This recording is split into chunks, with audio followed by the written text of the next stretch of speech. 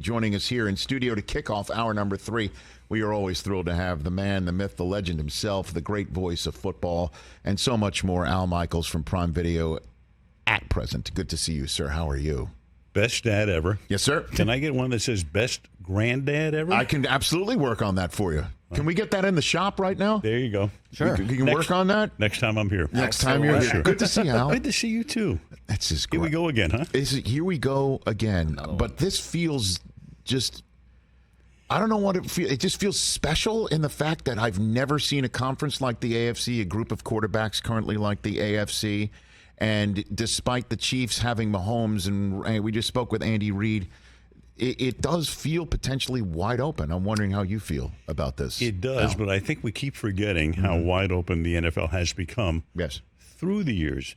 You and I both know, and it's great because the one thing about the NFL, there are always 100 or more questions to be answered before the season begins. And we both know, in talking with people who are outside our business, we get the same questions.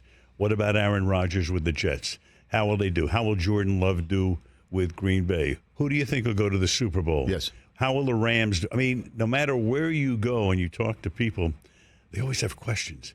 And that's the thing about the NFL, because as you and I have both discussed over the years, the NFL has become a 365-day event. Yes. People talk about it all year long. Talk about it all through the baseball season. Talk about it all through every season. And, of course, you know better than anybody what the Combine has become. We know what the draft has become, free agency, and yet there's always something in the news. So the NFL, it stands by itself when it comes to a 365, 24/7 operation. No doubt about it. What was the first NFL game you ever called, Al? Which one was Believe it or not, in 1971, a million years ago. Okay. So what happened was I was doing the Cincinnati Reds. And at that time, NBC had the rights to both the baseball playoffs and the World Series. So Kurt Gowdy, who was the number one NFL announcer, was doing the World Series and one of the playoff events. And Jim Simpson, who was the number 2 announcer, he was doing the other league championship series. So they had to move announcers, like Jay Randolph became the number 1 guy, and they hired me to do a point-to-point telecast. I think the date might have been October 3rd, 1971. I did Buffalo at Minnesota. It only went to Buffalo. In those years, you had the blackout rule, so the game wasn't even televised in Minnesota at the old Metropolitan Stadium. So you were just talking to Buffalo, the basically? game only went, not only did it go only to Buffalo, but the NBC station in Buffalo was carrying the baseball. So this was on a UHF station. Oh, my gosh. And I did it with Johnny Morris, who was you'll still see his name in the Chicago Bears record book among great receivers. He holds a number of records. So Johnny and I did that game. Among the players in that game, O.J. Simpson, Al Cowlings. Hello. Wow. Yes. Think about that. Bud Grant. I think Norm Snead may have been the quarterback for Minnesota at that time. Good memory, Al. That's correct. The game was 19-0. 19-0. Yeah, it wasn't a very good. There you go. Right. Was it October 3rd? October 3rd, 71. Yeah. So that was my first ever NFL game. And then a couple of weeks later, I did Buffalo at the Jets. You can look that up maybe on the 17th. Buffalo at the Jets. Right. Stand by. Again, blacked out in New York. Yeah. UHF in Buffalo. And Namath is, I think, Joe had to be playing in that game. Yeah, unless he was hurt. 1971. Yeah. From back in that day. Right. And so O.J. and Al Cowling, so nobody from the Stern Show called in the middle of that game to prank? There was no Baba Booey to you all. That just happened in the mid-'90s when you guys had some, when you got back together? 1994, yeah, in June. Chris, am I right about that? October 17th of 71? Yeah, October 17th, Buffalo and the Jets. Buffalo and the Jets. The Juice had a touchdown. Let's see. The Jets starters. No, Bob Davis played quarterback for the Jets. Okay, so I think Joe he was hurt. Yeah. That was just the beginning of the 54-year-old darkness retreat. that might actually end. Emerson Boozer had 116 yards. I mean, that's as But good of as course. they come, man. But of course. But did you know that you had a special? Obviously, you could call anything anywhere at any time. But did you know that there was a special relationship that you had with football at that point in time? Well, I loved all sports. Right. And remember, my career was, in the early years, built around baseball. Yeah. So here I was as a kid getting the Cincinnati Reds job. So I'm doing the Big Red Machine with Rose, Bench, Perez. Morgan would come over the next year. Griffey Sr. is a rookie in 73. Sparky's the manager. I mean, that was, I did the Reds for 3 years, and, I've talked about this a number of times, but I knew I had one of the great teams in the history of baseball. Right. And they were. And yet I had to leave after 3 years because the San Francisco Giants tripled my salary. Rich, we all know, follow the money, right? When it's 3 times what you're getting paid, Sure. You've got to follow the money. So off I go to San Francisco. And so when did you get a regular NFL? So what happened, it's interesting. So those are the only 2 games I did when I was with the Reds. Yeah. And then when I went, one of the reasons I went to do the Giants is that they were going to give me Sundays off, even in the baseball season, if I could do the NFL. And NBC hired me to do about 7 or 8 games that year, regional games in 74. I left there after 74. I did 1 year at CBS. Yeah. And I had a ton of partners through the years, including I started out with Wayne Walker, the former Lion linebacker. I had Johnny Unitas for a game. What was that like? That was, Chris, you want to look this up? This is 75, New Orleans at Oakland, middle of the season. Love this. Johnny Unitas says, this is when I met. So we're living in Menlo Park across the bay from Oakland. Yeah. Because I'm doing the Giants in those years. And so I went over to practice on Wednesday or Thursday. Yeah. And who did I meet for the first time? John Madden. John was coaching the Raiders. And after practice, I went into John's office. And he was a big baseball fan, and he was excited to talk about the Giants because he used to listen to all the Giants games, loved the Giants. This is the first time you ever met First time I ever John met Madden. John Madden. First, I'm sitting in John Madden's office. This is, Chris, 1975? 1975, yep. Okay. November 9th was the game. November, okay. So it's the middle of the season. I'm in John's office. Little, would I know that we'd become partners for 7 years, a quarter of a century later. And one of the things we talked about was that John, he didn't know how much longer he wanted to coach because he hated flying for starters. Yeah. And his dream at that point, and we talked about this, was to get an RV or a camper and travel around the country. And we talked about Steinbeck's travels with Charlie. So I'm not sure John necessarily wanted to travel with a dog, but John wanted to get into a camper and travel around the country, which eventually he would do in a bus. And, did all of those years because John never got on a plane after 1979. Left the Raiders, went to CBS, and then just feared flying to the extent that John told me the last time he was on a flight, he was doing a game for CBS in Tampa. Mm-hmm. And he's living in the Bay Area.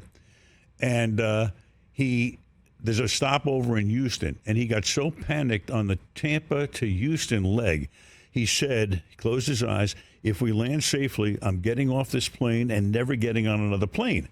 So what did he do? He got off the plane. Mm-hmm. His luggage continued on to Oakland or San Francisco, and he went to the train station. And that was the last time John got on a plane. It did him in. It really did. With John, it was probably more claustrophobia than anything because we always had a hard time with John, even in an elevator. Is that right? Yeah, because John would always have to have a room on a very low floor so he could either walk up or have somebody with him.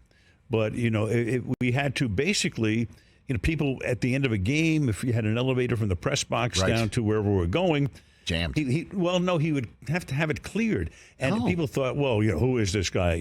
But it was just a case of he just couldn't be in there with anybody he didn't know, and he couldn't be in there with any more than 2 or 3 people. So Johnny Unitas was your broadcast partner? Yeah, I was so excited. For that game you're talking about? Yes, he was, yeah. So, wait a minute. So you're calling a game with Johnny Unitas and met John Madden for the first time Correct. on that broadcast? Correct. Think about that. I've been everywhere. I'm like Zelig. 48-10, a blowout. No, it was a terrible. Ken Stabler at quarterback. Ken Stabler had a couple touchdowns. Archie Manning had a rough day. Archie Manning had a terrible day. 6 of 15, 3 picks. The Arch. Yeah. Oh my God, I know. And so Unitas, was he good at it, or he didn't want to do it? Or? Johnny he tried hard, but this was not his deal. But I had Wayne Walker. Yeah. I had a guy named Tim Van Gelder, believe it or not, former quarterback, briefly for the St. Louis Cardinals. Right. Then as the year progressed, so I ended the year for like the last 5 or 6 games that year with Hank Stram. Oh my gosh! And it was crazy because Did you get a word in? He was a talker. Yeah. Hank was a talker, and then Hank and I did a game in Kansas City. Oh my So he had been fired the year before by the Chiefs, and now he's going to come back. This is a front page story on the Kansas City Star. Hank Stram is coming back. It was wild, but Paul Wiggin was the coach who succeeded him, and I knew Paul because when he was at Stanford, he lived in my neighborhood. So now it's the day before the game. It's a Sunday game. I think they're playing Detroit. You can look that up too. What year is this? You had no idea you'd be working today. I think is it 75? In the middle of 75 season, Detroit at Kansas City. Okay, all right. Which is the game on Thursday night. Yes, that's right. So it's another iteration. So November 23rd. So right before Thanksgiving. There you go. Okay, so Hank is coming back to Kansas City. And it's Saturday, so we'll want to go meet with the coach. Hank's not going to go meet with the coach. He will not. He's not going to meet. No, I'm going to go to Arrowhead, where the office was, still is, and meet with Paul Wiggin. And Hank stayed back. And now I come back and get him, and we're going to have dinner at Plaza 3 across the street. And we're staying at the Alameda Plaza, great restaurant across the street. And I pick him up, and I come back from the meeting, and he doesn't ask me what Paul said. All he says is, "Where's the Tiffany lamp? Did he keep the Tiffany? What did he do with the couch?" He wanted to know how Wiggin had reconstructed Hank's office. And that's all he cared about. And then Hank and I danced that dance toward the end of the season. And the last game we did, you can look it up, is Rams at New Orleans at the end of the year that year? Look at that, Chris. Yeah. Chris, keep going. Look at Google December. machine. Thank goodness our internet connection's working. Wait, did they play each other twice? No, yeah. December 7th. Rams at Kansas City, right? Rams at New Saints. Orleans. Yep. Okay. Yep. So I'm with Stram, and we're going to have dinner. We're staying at the Royal Sonesta, and we're going to have dinner Commander's Palace or someplace. Yeah. And Hank calls me at about 6 o'clock before we go to dinner on Saturday night. Says, "Hey, I can't go. John Meekum wants to meet with me." So Meekum owned the team. I knew what this was about, right? Meekum wanted him to coach the Saints. The Saints were having a terrible year. 2-10. Right? At that point. Yeah. Or they would, whatever they were at that point. So what happens is the next morning, Hank and I are going to have breakfast at like 8:30, and then the game is at noon, I believe. So my phone rings at 6:30. Hank, meet me downstairs. Hank, I just woke. I got to talk to you. So we go to breakfast. I put some sweat clothes on, go downstairs, and Hank says, "You think I have a future in this business?" I said, "Hank, let's cut to the chase. I know exactly what you're asking me. Do you have a future in this business? You know you do, but you're a coach at heart. So take the job." And he did, and he wound up coaching the Saints the next year, and then came back into broadcasting. Had a great broadcasting career, and then eventually became a Pro Football Hall of Fame enshrinee. Right. Al Michaels here on the Rich Eisen Show. I got to ask you this one too, because just the stories that I've heard you tell before, and I think you can tell this one as well. You called games with Earl Weaver, right? Oh yeah, on baseball. 2 years. You got a good one for me on this front? A good one for you? I got a lot of good ones. Okay. Nobody could destroy the language more than Earl, right? But on it was the first couple of games we worked with Earl. Yes. I mean, Earl was, the Bantam Rooster, right? And he got thrown out of 100 games. So Earl, you know what Earl was as a manager. But we're working with him, and I'm working with Howard Cosell and Earl.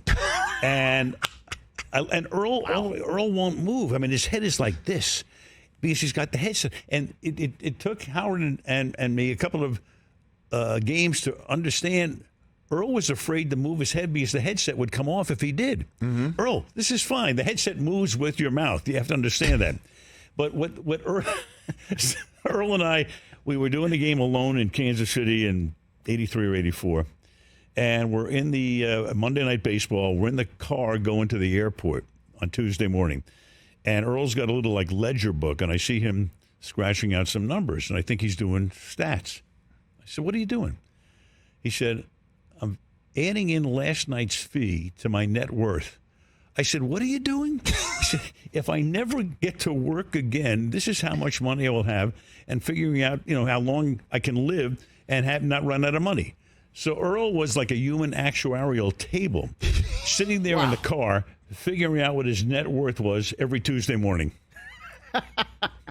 He had a number. His actual divided net worth by, right. After Monday Night Football, Here's you're going my to the fee. airport. I'm adding it to my net worth divided by how long I think I'm going to live. So you were in a booth with Earl Weaver and Howard Cosell. Right. So, Rich, we're doing the. I don't know if we have to go to a commercial. No, or what. go ahead. We got time. We're doing the 1983 World Series. Yeah. Me, Earl, who had just retired, would come back eventually. Yeah. And now Joe Altobelli takes over and they win the World Series. That's right. With Cal Ripken, right? Wasn't he a rookie? Baltimore against Philadelphia. I think it might have been his second year. Right. Okay. It's Baltimore against Philadelphia. So the first game of that series is in Baltimore. And it's either Wednesday, whatever night, a midweek night. Mm-hmm. Two things happened that night. Number one, I'm out in the hallway behind the booth, half an hour before the game, and I meet Bob Costas for the first time. And Bob is at NBC, and, his career was ascending, and, hey, a couple of young guys, hey, it's great, good to see you, blah, blah, blah, blah, blah. And Cosell walks by. And Costas sees Cosell, who's coming up from behind me, and goes, Howard, he says, just want to say hello. I'm Bob Costas with NBC. And Cosell says, the cigar, I know who you are. You're the child who rhapsodizes about the infield fly rule. I'm sure you'll have a fine career. Right? Wow. That was Cosell's initial interaction with Bob Costas. On the first night you met Bob. The first night. I met him, and then Howard walks by. Wow. I mean, it's within 3 minutes of each other. Okay? So now it's 83, and Ronald Reagan's in the White House, and the president is coming to the game. Mm-hmm. And Cosell is going to interview him in the fifth inning. So in the old Memorial Stadium in Baltimore, you'd walk in the door, and there'd be a landing, and then you go down about 3 steps, and the broadcast position was there. So Cosell, in the fifth inning, he goes up the steps. They open up the door for Reagan to come in, be interviewed by Cosell. And I am sitting, a little below them and toward and an angle. And, of course, you've got, 45,000 people in Memorial Stadium out there. And the thought that came into my mind was kind of crazy. But I thought to myself, I am sitting in the line of fire of the 2 most assassinated men in America. So fortunately, everything worked out fine. but I mean, the crazy stuff that comes into your head, and you go, don't say it. Don't say this. That was the case. Cosell, did he really love being hated, or it was something that he learned to live with? Or I think he look. Everybody wants to be admired and respected and loved, I guess. And Howard did too. Yeah. But he knew how to deal with it. I mean, in a way, Howard, in sportscaster polls in that era, he would be the best and the worst. So, I mean, Howard was polarizing. Howard was different. But Howard enjoyed, to a certain extent, doing what he did. But Howard always felt that, I don't want to say the business was beneath him.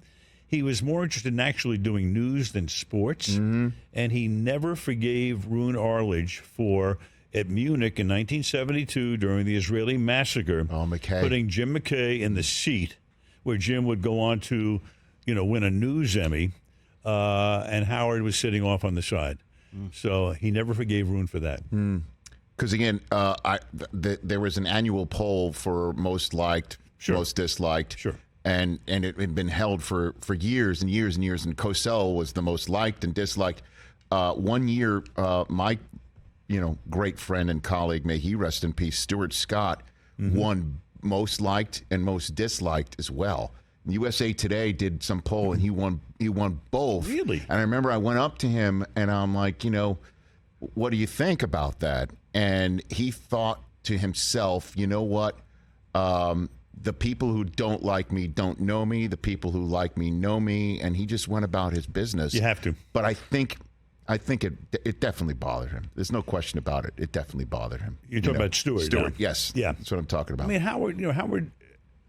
Howard knew that he was respected and admired by a lot of people. Right. And he was a complicated guy, a hugely intelligent man, obviously. I worked with him for a number of years on Monday Night Baseball and a few other events. And at first, it was a lot of fun.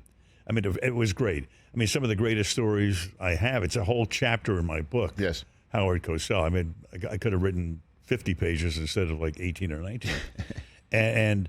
But toward the end, he grew tired of the business. He grew tired of a lot of things. Yeah, the jockocracy he was talking about. It was hard. And Howard wrote a book. He wrote 2 books, but the second of which came out in 1985.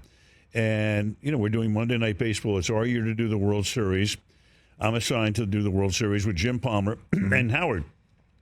And Howard's book came out about 2 weeks before the World Series. And in it, I got niggled a little bit. I mean, he just gave me a little shot here and there. He was vicious with Gifford, and he was terrible with Arledge. So Arledge is his boss. And Arledge decided to take him off the World Series. Wow. And put Tim McCarver in there, which was, frankly, a blessing for me because I loved Tim. And of all the booths I've worked in, a 3-man booth is a little unwieldy and a little difficult. But I always felt that working with McCarver and Palmer, and we did, 3 or 4 World Series together, All-Star games, playoffs, big Monday night games. I always felt that was the one 3-man booth that worked better as a 3 than either of us would have been as a 2. So, which is very unusual. But anyway, McCarver for Cosell was a pretty good trade for me. Well, I mean, you want to talk about remarkable batteries. I mean, Palmer and McCarver to talk baseball. They're 2 of the greats to do it. And Jim's still doing Oriole games whenever I can listen to. I guess it's Masson there in the Mid-Atlantic. Yeah, Jim does about 80 to 100 games. Yeah, pretty sweet. Every day, the book that you came in many years ago to promote, it's right there. There it is. You can't make this up. And that is a Reggie bar that was brought here by the man himself in June, Reggie Jackson. You must have had many moments in the booth calling games for Reginald Martinez Jackson. You worked with him too, right? I don't want to go back too far because we've already... That's fine. We're already wasting away and out to Cockerville. No problem. Right? May he rest in peace. May he rest in peace. Right. Reggie and I went to school together at Arizona State. I was a junior. So when I was a freshman, Sal Bando was my classmate. Rick Monday came the next year. Mm-hmm. And then Reggie came when I was a junior. Reggie was a freshman. So I actually announced football games at Arizona State when Reggie played cornerback, just known as a defensive back in those years. So I've announced Reggie playing baseball and football. College football. And he was Reggie was a partner on a lot of shows we did. He worked on a lot of, in fact, that World Series I was talking about before 1985, Reggie was part of the pregame show with us. We did a lot of superstars, super teams together. Superstars. So Reggie and I go back a long, long way. Superstars. Yeah.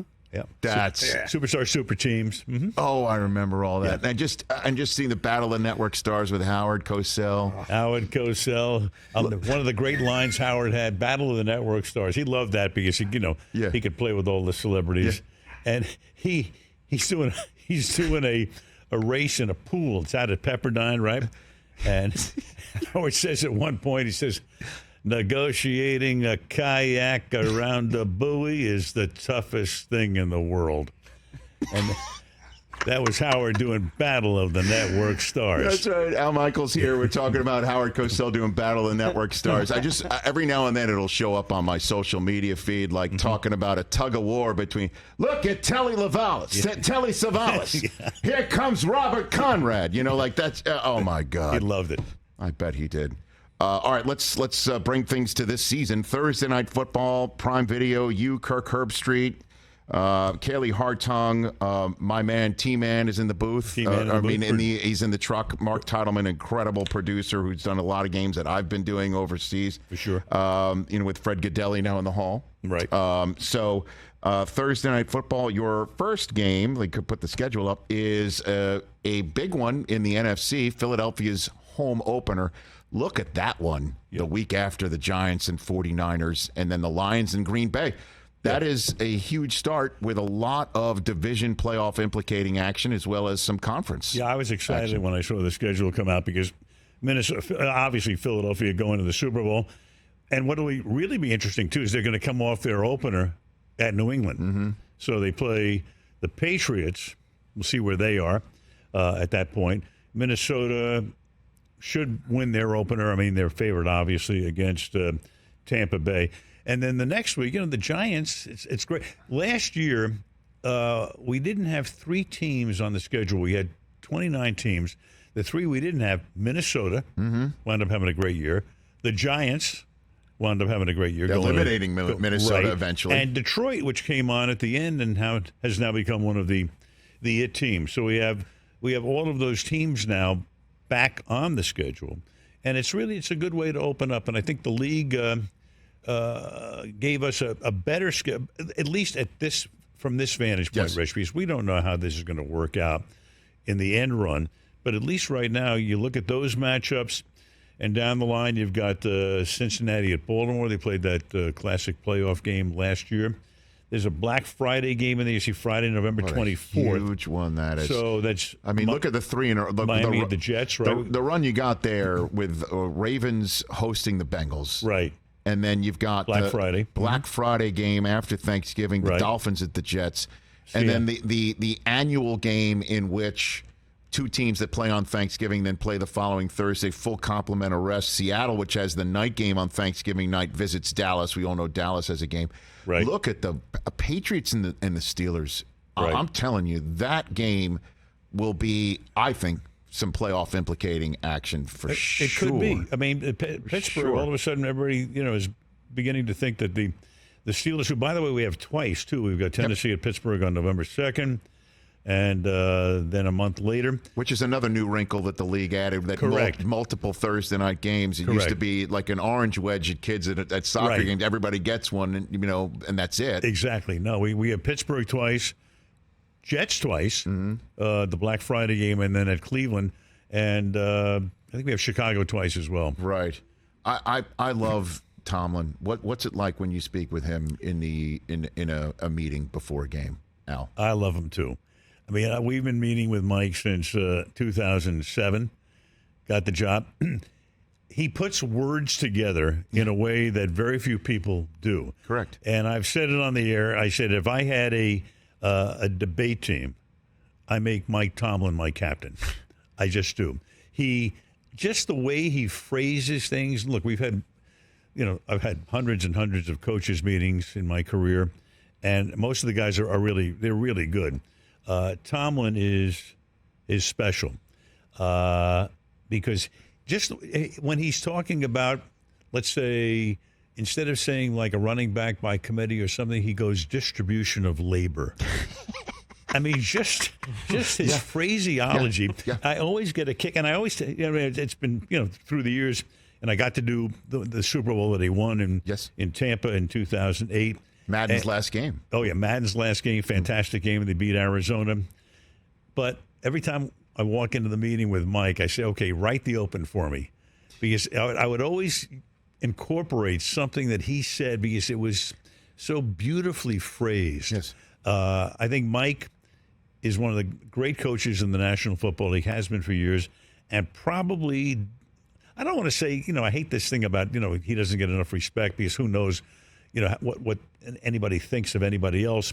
But I think that he should be thought of on the very highest plane among the coaches in the NFL. I agree with you. And the Steelers, have a lot of late summer bandwagon jumpers, it appears, right Never now. had a losing season, That's Rich. right. I know. Think about that. I know, and Steeler fans who are kind of tired of hearing that because they're waiting for another Lombardi to be placed in the case. But then again, honestly, I mean, 3 coaches in 54 years, and there's a reason for that. There's a reason. They know what they're doing there in Pittsburgh. And by the way, putting a Lombardi in your trophy case, let's say every team was even. The odds of putting that trophy in your case are 32-1. Right. Law of averages say you should win 3 Super Bowls every 96 years. So the Cowboys won 3 in 4 years, which is why, they haven't won any since. Right. And Brady's the tendency breaker. Right. Exactly. Who's the who would be, if you will, your Mount Rushmore, meaning 4, of all-time broadcast meeting conversationalists, period? Quarterback or coach? Who would you put on all 4 of those? Well, Peyton Manning for sure. I mean, Peyton is right up at the top. Why? Because he would share, he would tell you stories, but just his analysis, the perception. I know that Madden loved being in a meeting with Peyton. Peyton would see everything. Peyton could tell you who the practice squad guys were on the opposition, just in case they got elevated, and know everything about them. Aaron Rodgers is great. Why is that? Because Aaron he's just engaged in everything. And once in a while, Aaron is interviewing you more than you're interviewing him. For what? What do you think? Well, because he wants to know where you're coming from as well. So, and he's a very curious. He's obviously very curious, extremely well-read, and interesting. And we find him to be, I love meeting with Aaron. Brady was great too. Tom was, it's kind of funny because, Belichick could be fine in the meetings too, but you could only go so far. And then Brady might come in and go a little farther for you. Is that right? Well, he would, yes. Yeah. I mean, especially as the years went by, Tom was opening it up and he knew. And also, I think having done this as long as I have and having worked with Madden all those years in Collinsworth, there was a trust factor. Oh yeah, with us too. So they could go to certain places with us that they couldn't if they were doing another game with a crew that they didn't know particularly well or for the first time meeting with them. So those guys, it should be no surprise that Rodgers, Manning, and Brady would be among the best. We go back to Mike Tomlin, Sean McVay, fantastic. I mean, Sean McVay, to me, this is one of the most amazing stories in all of my years covering the NFL. He is 37. He is still the youngest coach in the league. In his 7th year, Rich, as you well know, he sent 4 guys to head coaching jobs. He's been to 2 Super Bowls. He has a Lombardi trophy. That's astonishing. And the fact that I give, Stan Kroenke and Kevin Demoff and Les Snead get so much credit for hiring him at the age of 30? At the age of 30? How's that working out so far? Well, the NFL is just an amazing thing because, back in the day when NFL Network had Thursday Night Football. Right. I did a game up in Seattle and trying to get back here for Friday morning. Rams kind enough to throw me on their team plane. And the Thursday night that we went up for was the one they had just fired Jeff Fisher, and they started Jared Goff in his first game. Right. And to say he got his rear end handed to him is an understatement. It was a rough night. They had just fired their coach. They had their number 1 overall selection had just gotten a baptism by the 12th man fire. Bones Fossil was the coach. Correct. Correct. And it was a bleak moment. Right. And those Rams on that flight home, the management team, clearly had to be staring out the window, wondering what's happening, what's happened, what's happening. And they're now in Los Angeles. They're trying to find the right combination. I believe that was after Todd Gurley had just called their offense a high school offense as well. It was pretty bad. And yet that organization was about, at that point, 6 weeks away from hiring Sean McVay and instantly becoming the team that everyone wanted a copycat. And nobody on that plane would have believed that if I had told him, hey, don't worry, 6 weeks from now, you're going to hire a 30-year-old, and he's going to be great. You're going to be brilliant for hiring him, and the rest of the league's going to want to do what you're doing right now. Yeah. And they would be like, get out of here. But that's how quickly the NFL can flip, Al. It's unbelievable. You know, with the two coaches we just talked about, so when Tomlin got the Pittsburgh job and wins the Super Bowl in his second year, and then around the league, everybody's saying, find me the next Mike Tomlin.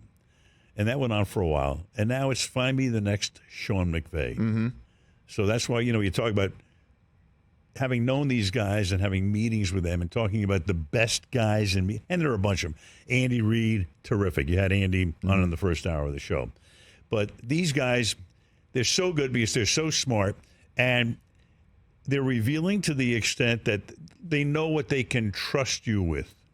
And that's what makes for, a great meeting. Because it's so helpful to us to know the things not only that we can talk about, but can't talk about because we don't know enough about it. Because you don't want to go on the air and say something that you should know the background information that kind of holds you back from saying something and going there, for the lack of a better phrase, that you shouldn't. Right. For sure. And that's why Tomlin in a couple of the two times that I've had conversations with him before a game, he will be honest. He'll say, like, we're not playing that guy right now. He doesn't have it. Right. And he'll just say that. That's always been the case. case. We know in the meetings, we're not going to go on the air. Mike Tomlin told us this guy's bench because he, quote unquote, doesn't have it. That's true. But it does inform how you're going to broadcast the game. No, and it's helpful beyond. Oh, beyond question. I mean, Mike Shanahan was the same way too. Loved the meetings with Mike because it was you knew what you had to know, and if you knew what you knew where you couldn't go to, because he might say a couple of things to you where you might think A, but he's saying this is B, and you can't. But you won't go to what you might have said if you didn't have the information that they talked you off of. Love it. Yeah. Before I let you go on your Tuesday, sir. Tuesday, I have nothing to do. What are you talking about? I'm here. I'm the third hour, too. Your Super Bowl. By the way, we're not kicking you now. We're not kicking you out of here, Al. By the way, your Super Bowl prediction. You and I, we've talked about this a lot. Yes. My mantra is nobody knows anything. That's true. Yes. Which also can be turned around to say that everybody knows nothing. Okay. So, look, I'm not predicting anything, but what I'm saying to you is that this year, maybe more so than in a lot of the previous years, the two teams that got there last year look poised to get there again. I would not be surprised. In contrast to last year, if I sat here and went, the Rams are not going to go back to the Super Bowl because they lost too many people. They beat Cincinnati, but you knew that last year the Rams were going to be a long shot to make it back. This year, Philadelphia looks really good. Obviously, Kansas City looks really good. The Super Bowl is still 5 months away. So, I can't. I don't want to make a prediction, but or you can make a prediction and go, "Oh, I think Carolina is going to meet Tennessee." I mean, and all of a sudden, if it happened, people would go, "Wow, that guy's a genius." Yes, and then we'd replay that video over and over again. Over and over and over, right? Just think about It's like a guy who makes a great stock pick, right, and then makes 83 horrible stock picks, but they go back to, or his PR firm says, hey, look at what he just did in 1987. This is like us right now. I mean, do you realize what did we cover? We covered like 6 decades? We did. That's what 5 decades, whatever it was. You are one of one, sir. And I always appreciate you coming on here and being part of this. Anytime. I love this setup here, too. Thank you. This is fantastic. We gave it a little spit and polish. And Brockman's still here, right? Yes, that's right. Still Brockman's here, still here. And So, what did you call Mike Del Tufo when you sat down? He is the Fred Norris of the Rich Eisen Show. I take that compliment out. Fred, of course, does the sound effects for years on Howard Stern, and it's off the charts. Fantastic. And TJ Jefferson, part of our crew. TJ, there you go. And you also what does TJ stand for, by the way? Go ahead. Too jiggy. What does it stand for? No, but tell him what it really stands for. My real first name is Temujin. It was Genghis Khan's real name, so that's what my dad named me after. That's what it stands Temujin. for. It's not like Tommy John. No. I'm all into TJ. There you go. Hawkinson. Very good. That's right, Hawkinson. And then again, we have a new podcast set. I know, Amy Trask and Susie Schuster are going to be. Oh, baby, look out. Look out for your. Look out below. They're circling a date for you to maybe stop by and be a guest on their new pod. So, baby. Thanks for that could end my career, It will not. It will not. They will take care of you. They will take care of you. It's called What the Football. Okay. Good to see you, Al Michaels. Thanks again. As always, Rich. You bet. Al Michaels getting set for another season, giving us new memories right here on The Rich Eisen Show. Catch The Rich Eisen Show every single day on the Roku channel, 12 to 3 Eastern, for free.